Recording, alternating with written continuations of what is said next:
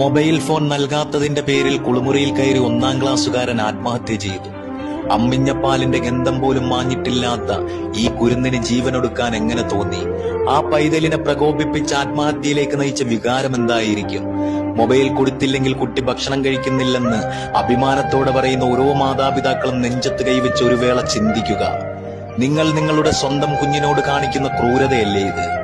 കുട്ടിയുടെ ശല്യം ഒഴിവാക്കാൻ മൊബൈൽ കയ്യിൽ കൊടുത്ത് സ്വയം സമാധാനിക്കുമ്പോൾ എട്ടും പൊട്ടും തിരിയാത്ത പൈതലിനെ ഭയാനകമായ ആരോഗ്യ പ്രശ്നങ്ങളിലേക്ക് തള്ളിവിടുന്ന ഇത്തരം മാതാപിതാക്കളെ എന്ത് പേരിട്ട് വിളിക്കണം? മൊബൈൽ കിട്ടിയില്ലെങ്കിൽ കുറച്ചു സമയം കരഞ്ഞെന്നൊക്കെ ഇരിക്കും. കൊലയ്ക്ക് കൊടുക്കുന്നതിലും വലുതാണോ കരയിപ്പിക്കുന്നത്? രോഗം വന്ന് ചികിത്സിക്കും മുമ്പ് രോഗം വരാതെ സൂക്ഷിക്കുക. സൂക്ഷിച്ചാൽ ദുഃഖിക്കേണ്ട.